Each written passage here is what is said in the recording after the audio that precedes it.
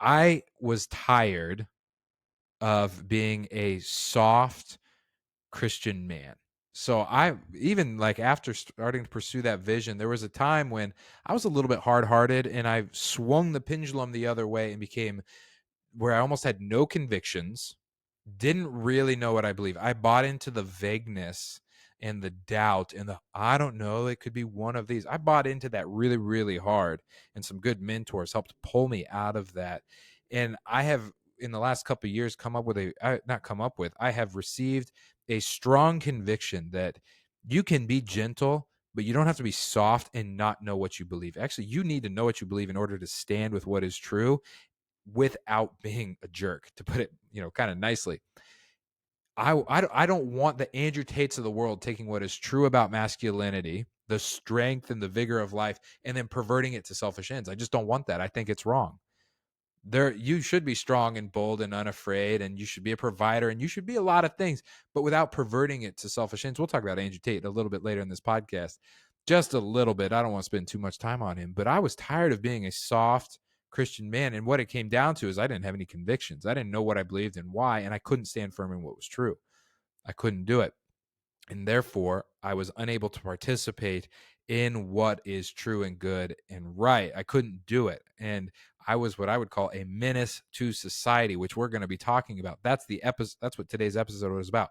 A menace to society. I got that quote from Theodore Roosevelt, and he said this: to educate a man in mind and not in morals is to educate a menace to society.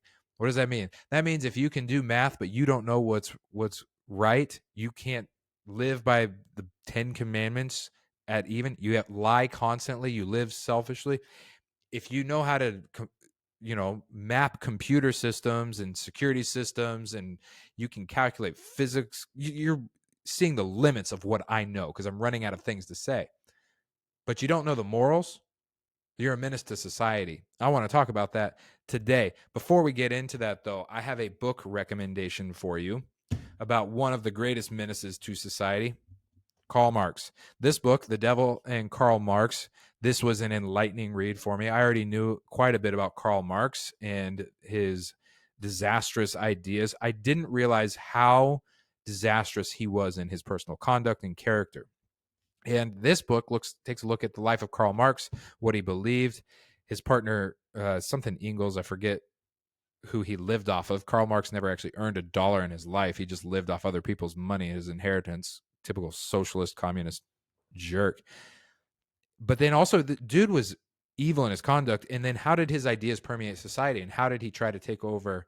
Not him personally. He did call for the abolition of the family and the abolition of the church and the abolition of private property. And there's some young 20 somethings today who've gone into colleges and they think that's actually a really, really good idea. And they call it a Christian idea. And I'm going to just say, no, you're wrong. You're absolutely wrong.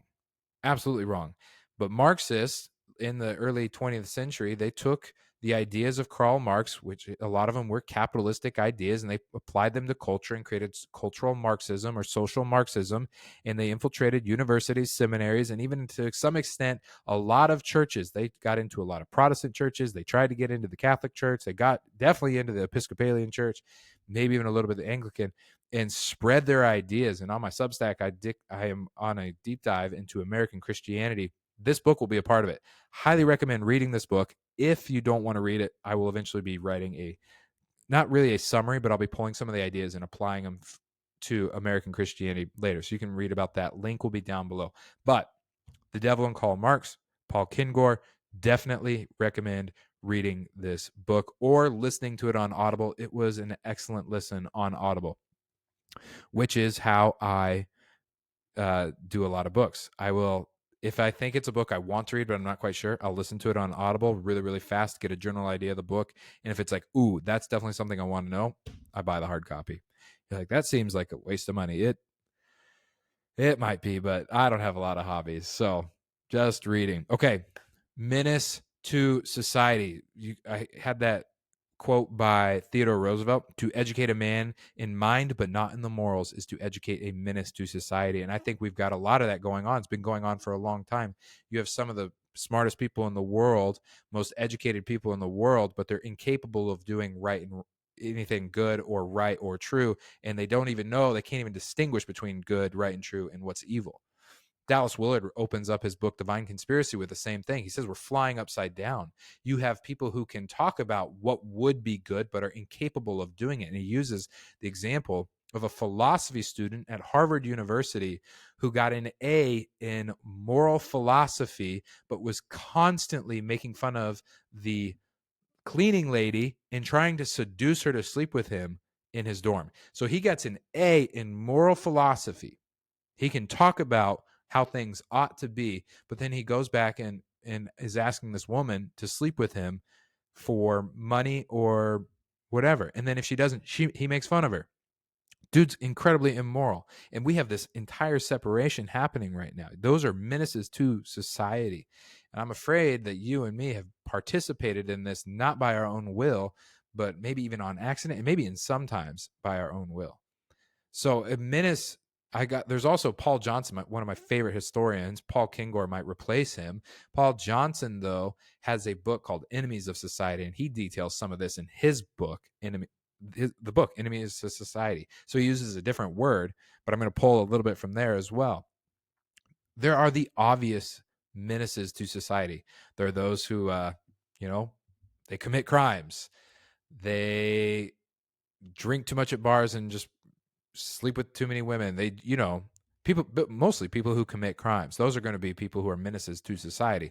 You can see them. You're like, man, you are really, really doing not good things. But then there's also something that you and I participate in. And part of it, I think, is our fault. And part of it is not our fault. So I'm going to let me spell this out. Men, this is a men. No, let me say this first. Let me say this. Modern culture has insisted that you and I become passive men who sit down and shut up. That has been the insistence. Let the ladies and the feminists handle it from here, and the men who pretend that they're feminists because they don't have the cojones to stand up to a woman, so they'll just be bullied into submission and silence.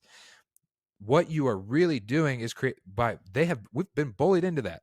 It has been proclaimed, and I'm willing to bet that you believe that you need to sit down and shut up and just let other people handle it. And that was a message you've probably heard since childhood. Kids are hearing it today, that if you are a man, it's bad. That's why Anthony Esolen wrote a book called No Apologies, Why Society Depends on the Strength of Men. And I forget his name, a pastor in Ohio wrote a book called It's Good to Be a Man. And there's this, Jordan Peterson is skyrocketing in popularity because he's proclaiming it's good to be a man. And it's good to be a man in the modern message that it wants you and I to sit down and shut up is actually creating an entire generation of men who are menaces to society, not by their own fault. They're just like, nobody is telling me that what is in me is good. And I'm here to tell you it's good. It's good. So with that in mind, let me run through what I think a menace to society is, and then let's spell this out a little bit more and then figure out like, hey, how can you and I not be a menace to society and actually be beacons of hope and truth and goodness? Okay, men who abdicate the responsibility primarily to their family. That is a menace to society. We're going to cover that in a little bit more. I'm going to go in more detail on all of these, by the way. High-minded idealists whose theories work on paper but do not make anything good to come pass into society. Like this guy. And many, many others that you can name, of all the ESG people who think that you're doing good by scaring the crap out of a generation of young people who are now just barricading streets and not thinking about the poor. Only rich people can think about the climate. Literally only rich people can think about the climate. You're just putting in a burden on the poor, which is a majority of the world, so that you can go live in your high mansions. Excuse me, but reading a book about ESG, this stuff's evil. Under the guise of something good. If you really cared about the climate, you'd walk and you'd use less, but they don't tend to do that, John Kerry. Excuse me, I feel a little fired up this morning, probably because I tried to record this video 6 times before it worked out. Men who refuse to tell the truth or stand for the truth no matter the consequences, you're inevitably a menace to society. Men who do not fight for what is good, right, and true, you're a menace to society. Men who are self-absorbed, you're a menace to society. That's me. That's me. You know how many times I have abdicated my responsibility? Most of my life. You know how many times I've been a high-minded idealist with perfect solutions for how everything should go? Every time I record this podcast. You know how many times I've refused to tell the truth or to stand for the truth no matter the consequences because I didn't want there to be tension for a long time daily. Because you know what happens when you end up standing for the truth? People don't like it. Even people who want to stand for the truth. They'll stay from stages, stand for what is true. And as soon as you take a stand, they'll be like, nah, no, no, get down in the well. Just shut up. Stop that. Stop that. It's way easier to talk about how you should stand for the truth than to actually stand for the truth. Because as soon as you stand for what is good, right, and true, when you stand for the truth, you are automatically an enemy. Automatically. People don't like the truth. The truth confronts people all the time. It confronts me daily. People don't actually like it, even though it's the thing that will set them free. Then the other one, men who are self-absorbed. And again, I want to reiterate this. Modern culture has insisted that you do all of this, all of it, for 50 years at least. 50 years. Beginning with the Great Society legislation back in the late 60s, early 70s, it was incentivized to women to not marry a man so they could collect checks off the government. And men started abdicating their responsibility. And now about 1 in 4 children grow up without a father. Stats we're going to look at in a second. With the Great Society also came this 501c3. A lot of people will talk about the 501c3. I'm not sure how much weight it actually gets, but I'll mention it. Came with the belief that churches, pastors could not speak against the American government no matter what, or they'd lose their nonprofit status. Whether or not that's happened is a very interesting thing to consider. You have been told not to fight for what is good, right, and true, because how could you know you're a man? Well, you are a man. You're the natural defender of life, which is something we're going to talk about. You have received messages your entire life that your natural strength, not just physical, men are naturally stronger, but you have a more aggressive internal disposition than women do. You're going to naturally be more aggressive. You're naturally going to be more of a fighter. You're natural. Not every man is going to fit into that, but you're naturally going to be a warrior and a truth warrior. You're going to care about that. That's why men tend to be more involved in politics, because they care about the ordering of society and they care about what is true. But you've been told your entire life to sit down and shut up. And that creates menaces to society. And actually, I think if you look at Exodus, if you want to control large groups of people, one thing you have to do is get rid of the men. You ever wondered, like in Exodus, why do they kill the male babies? If they wanted them enslaved, you would want the men to grow up so that they could do the hard work that was required by slavery, like building whatever they were building in Egypt, making the bricks. But they wanted to kill off the men because you can't, if strong men rise up, slavery's gone. That's just true of everything. And so they got to get rid of the men. So every time somebody tries to get rid of men, you have to know they're probably up to no good and they're trying to enslave some people. Okay. Part of that is the message, and then part of it is our fault. We have to own it. We're not going to fall for Freudian psychology where we're a victim of everything that's ever come before us. We're not going to do that. No, we can't explain away everything about our life because of our parents or this or that, and we're just a perfectly innocent child. No, eventually you and I, we're going to have to grow up and take some responsibility. And I think today is a good day to take some responsibility. So let's go through this. I'm going to say that the ultimate menace of society is the high-minded idealist whose theories work on paper but do not make anything good come to pass in society. They tell you what ought to be, but do not deal with people or life as it actually is. Karl Marx, climate change activists who are currently ruining art from Western civilization. Everything works on paper. Every time. It works perfectly on paper, but you are always forced on paper to get rid of reality. You're forced to get rid of human nature. You're forced to get rid of a lot of things. You can't abolish private property because then you have to abolish human nature, and you can't do that. You can't force people to not heat their homes to lower the global temperature by like 0.03 degrees Celsius. They're going to freeze to death. That's happening in Europe, by the way.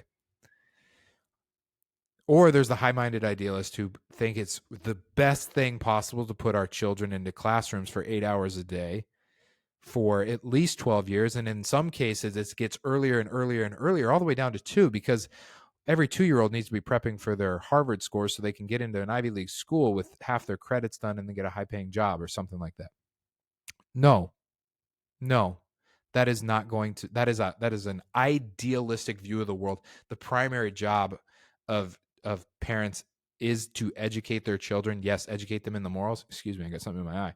But the primary, we're not going to send our kids to school for 20 years so they can be far away from our parents. That sounds good on paper, but actually what it does is ruining children. Just look at, the stats. It's one of the many factors contributing to the most stressed out generation in history. So no, we're not going to. High-minded idealists are the ultimate menaces to society. But then let's get into like you and me. Let's get into you and me and what you and I can actually do about it. Because every time you and I abdicate our responsibility as men, the world suffers. A guy named Matt Chandler, he's a pastor in Texas. Big, awesome, awesome pastor. Yells a lot. I learned how to really read the Bible listening to Matt Chandler. And he says, when men don't do what men are designed to do, the world falters. And that couldn't be more true. So the first point, the men who are menaces to society, you and me, and I don't want to be a menace to society, men who abdicate the responsibility primarily to their family become a menace to society. Listen to some of these stats from the U.S. Census Bureau. I found these on the website, Father Absent Statistics, fatherhood.org. I found this website and it had all these statistics. Listen to this. 1 in 4 children, or 18.4 million children in the United States, live without a biological step or adoptive father in the home. 1 in 4 kids live with mom. That's it. I have done a podcast on this earlier. I'll link it down below about what happens when dads aren't in the home with their kids. Here's some of the stats. 4 times greater risk of poverty. 4 times. Behavior problems and school dropouts are at a higher increase. 2 times greater risk of infant mortality. Children need love more than they need food. They need love more than they need food. They need the strong embrace of their father. More likely to end up in prison, 7 times more likely to become pregnant as a teenager. And there are some other ones. I just didn't bother to put them in. Almost every mass shooter in history has been without a father in the home, whether that be their biological or an adoptive father. You have to have dads at home. And when men abdicate the responsibility to be in the home, everything suffers. And again, I'm going to point back to the Great Society legislation because you can track it on a graph that and I'm going to give them the benefit of the doubt. I don't think people like plot out, let's get them. I think people unknowingly have good intentions with disastrous consequences, and they need to be corrected. So I'm going to give Lyndon Johnson and the legislature at the time the benefit of the doubt with the Great Society, even though I think they were wrong. I think they were trying to be helpful. And what they did is have a lot of unintended consequences. When you incentivize dads not being in the home, men, us in our passivity are like, great. I don't need to provide. I don't need to commit my life to this woman. The government will take care of her. I can go do whatever I want. And men do that in droves, And it's not good. And that legislation needs to be overturned. But you and I, we need to realize how important we are to our children and to our families as a rock of stabilization. It says in Proverbs that the fathers are the glory of their children. That means that like when the children sees you, they see glory. You're everything. I tell men all the time, for your family, you got to be a rock. You got to be like a boulder. You got to be a rock. You can take a beating in a storm. You can provide shelter when things are not going well. You can be a place of refuge, and you can be like a firm rock that your family can stand upon. You got to be a rock. You got to be those attributes. Everybody needs them. They need them. Men who abdicate their responsibility primarily to their family become menaces to society, and that changes generations. Men who refuse to tell the truth or stand for the truth, no matter the consequences, they also become menaces to society. That's me. This is one I have failed the most often because I have, or at least had, a strong fear of man that I felt was newly acquired. And I hope I'm rooting it out of myself, because fear of man is a trap. You actually don't end up doing anything meaningful if you have a fear of man.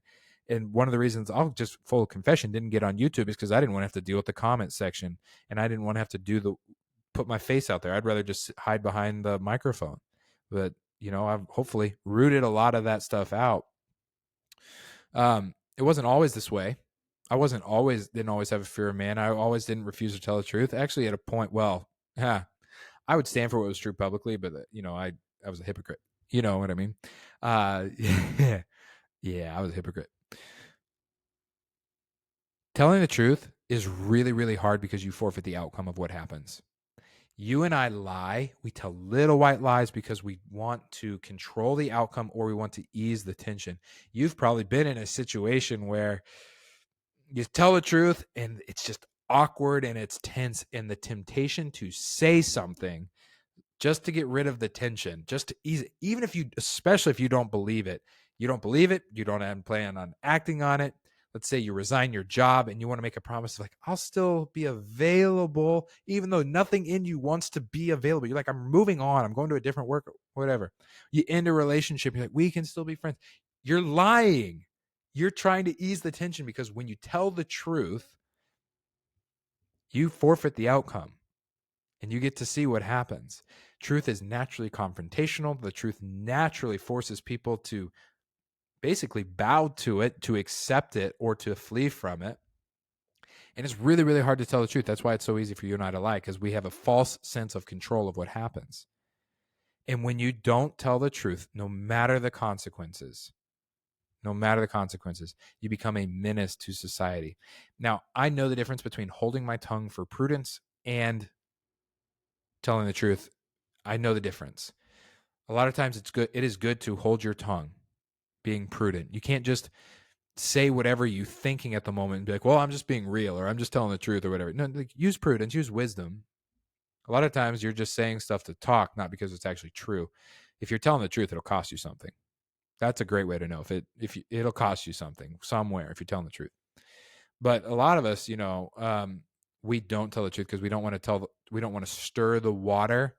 And so we just sit there wishing we had the courage and the cojones to say what we actually think and what we mean and what we really want, but we don't have it in us. And so we hold our tongue under the guise of prudence.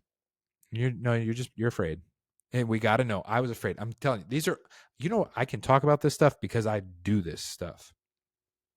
You have to tell the truth. Like, we have to. For example, I have never wanted to publicly say something about the murdering of babies because I didn't want to have to deal with the pushback or the offense that comes. I know people who have murdered their babies. And I'm using that phrase intentionally, because if I use another word, it might get blocked. And it's what it is. It's what it is. And I haven't wanted to say anything publicly because I don't want to offend somebody. That is a ridiculous thing. It is ridiculous to not stand up for life because you don't want to hurt somebody who did something that they should not have done. Yeah, like, is there forgiveness if you repent? Yeah, there is. You and I cannot. 70 million babies in 50 years. And it's like, well, you're a man, so this isn't your fight. No, actually, it is exactly my fight. Women are the givers of life. Men are by nature the defenders of life. That's why they're more naturally aggressive. That's why they're physically stronger. That's why they have a heart to defend. Men, you and I are the defenders of life, and women cannot fight that battle on their own. You and I cannot be silent while genocide is happening. We can't. We can't. And I wouldn't say anything because I didn't want to offend somebody. So consider that my public statement of, like, I'm on the side of life. I am. And it is wrong. And it has been wrong for me to remain silent while children have been murdered. And if you want to see what it's like, if you want to, really confront what you think about this particular subject, I go to Live Action, their Instagram page, and scroll through their content, and especially click on the content that says sensitive content. Click on it. Let the reality confront you. You can go to their website. They have a lot of resources. Live Action. The founder of Live Action is a strong Christian woman, like fierce. And she needs you and me to help protect life. So there's that. Men who do not fight for what is good, right, and true are also menaces to society. I got this great quote from Thucydides. He wrote the history of the Peloponnesian War. Fantastic read. Now, there are sections of it that are really confusing because I don't know much about the geography of the area and all the history of that period. But there's these speeches in the history of the Peloponnesian War. It's worth reading just for that. Go buy the book. Just read the speeches. The speeches are incredible. Here's a quote from him. It never occurs to any of them that the apathy of one will damage the interests of all. Instead, each man thinks that the responsibility for its future belongs to someone else, and so the whole of everyone has. You know what? Let me just read this. Let me just start over on this quote from Thucydides. It never occurs to any of them that the apathy of one will damage the interest of all. Instead, each state or man, because he's talking about in the context of a state, but I'm going to put man in there. Each man thinks that the responsibility for the future of society belongs to someone else. And so while everybody has the same idea privately, no one notices that from a general point of view, things are going downhill. So you and I, if you're listening to this, if you have a conservative bent in your bone, or if you're a Christian at all, or if you just have a brain, you can look around and you're like, wow, things are going downhill quickly. And yeah, things have been going downhill for a long time, and it just seems to accelerate it. Slippery slope hypothesis. And you and I were all sitting here knowing like it's not good, and all we're doing, we're twiddling our thumbs, or we think that our subscription to Daily Wire or whatever is enough, is us getting in the fight. And all we're doing is we're paying our subscription so we can consume their content, and we'll let them take care of it. It never occurs to us that our apathy in that contributes. Now, how do you actually fight? What do men do to fight for what's good, right, and true? Well, you start by becoming a man of character, a man of virtue, a man who lives in uprightness and integrity. That's where you start. If you don't do those things and you go and shout into the streets, it's actually easier to shout in the streets and to talk about political commentary with your buddies than it actually is to change your life. It's way harder to change your life, to raise your kids well, to love your wife, to make sure your home is moral and virtuous and you guys are praying together. It's way harder to do that thing than it is to talk about free market economics, political theory, and all that other stuff with your buddies, or to tweet about it. Tweet. All we're doing, that's apathy. That's apathetic. You've subscribed to the Daily Wire. You subscribe to whatever you subscribe to. You pay your fee, you consume their content, and you're making a difference. Now, do I think you should subscribe to the Daily Wire? Absolutely. I think you should just subscribe to the Daily Wire and then have your kids watch their kids' content, because it's going to be better than the other stuff. And you're going to get better news. You're just going to get better stuff. That's not all bleh. But we've got to be men of action, men of prayer, men of fortitude, men who actually get in the game and do something. And it starts with our home, and it goes from there. If you have kids that are school age, be involved in their school. Like, get on the PTA association, and then if they're in public school, and then realize, oh, it's time for me to homeschool or something like that. Don't just abdicate the responsibility and push it on. Don't just assume somebody else is going to do this. Everybody needs to do their part. And you know what's so interesting about modern society, maybe even modern conservatism especially, and I think it has to do with superhero movies. We act like the Avengers are just going to show up, that a small group of really high-powered people are just going to get up and they're going to fight the battles while we run and hide. And that's not going to happen. The Avengers are not going to show up. The Daily Wire or anybody else you listen to isn't going to be able to solve everything. They can't be the Avengers. It's not possible. America is the world is too big. We don't need heroes per se in the Avengers kind of sense. We need William Wallace's, and then we need the people who can follow William Wallace. If you've ever seen Braveheart, William Wallace became an icon but not people weren't just throwing money at him so he could go fight alone. They like got behind him, joined his army. You got to do something. We got to do something. Something. Just stand up and fight. So I myself do this frequently. I like even just last night, I was having these weird dreams, and I was saying like, well, what am I going to say that somebody else already hasn't said? Well, Jordan Peterson has already said what I'm going to say, and there's plenty of other there's like so many manhood podcasts. Like they're already good. Like, what am I really going to do? I should do something else. Plus, I'm only 32. What do I really know? I've got 2 kids. They're both under 2. Like, what am I? Okay, but I got to do something. I got to do something. And you and we got to do something. Not everybody in the world listens to Jordan Peterson. Not everybody in the world listens to big time pastors. That's what, like, your local community is where it matters the most. Where it matters the most. We got to be there first. And then if there's a big platform, great. What do I mean? You can't be apathetic and hope the Avengers are going to show up. That's what I'm trying to say. You and we got to play our part. Last one, men who are self-absorbed. And this is the Andrew Tate category. Andrew Tate says a lot of stuff about masculinity and manhood that's true, but it's perverted towards selfish ends. And it's disgusting. And it's damaging an entire generation. And he is one of the most popular figures in modern society. And he's taking what is true, perverting it so that it's not good anymore. And it needs to be true and good. Those two have to go together. Well, good, right, and true. It needs to be righteous. It needs to be good. It needs to be fruitful.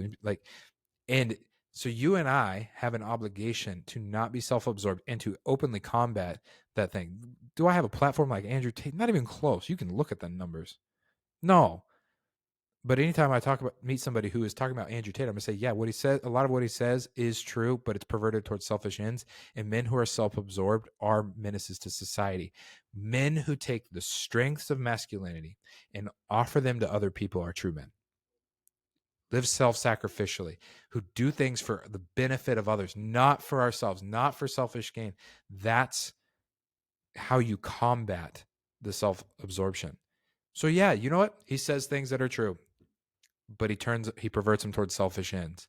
And so you need to reclaim what is true and make it life-giving and self-sacrificing for the benefit of others, because that's what it really means to be a Christian man. I want to become a man who takes full responsibility for everything entrusted to him. I want to be a man who tells the truth no matter the consequences.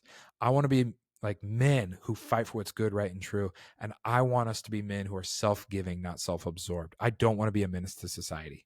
And I'm not going to buy into the lie anymore that the best thing I can do is sit down and shut up. I'm just not going to do that. I don't think you should either. Thank you for listening to this episode of the Man I Want to Be podcast. If you liked what you heard, please hit the subscribe button wherever you listened. If it's on YouTube, hit it on YouTube. If it's on Spotify, hit it on Spotify. Please consider sharing it with a friend, or 5 or 10, because that helps us get the word out. And until next time, this is the Institute of Men podcast.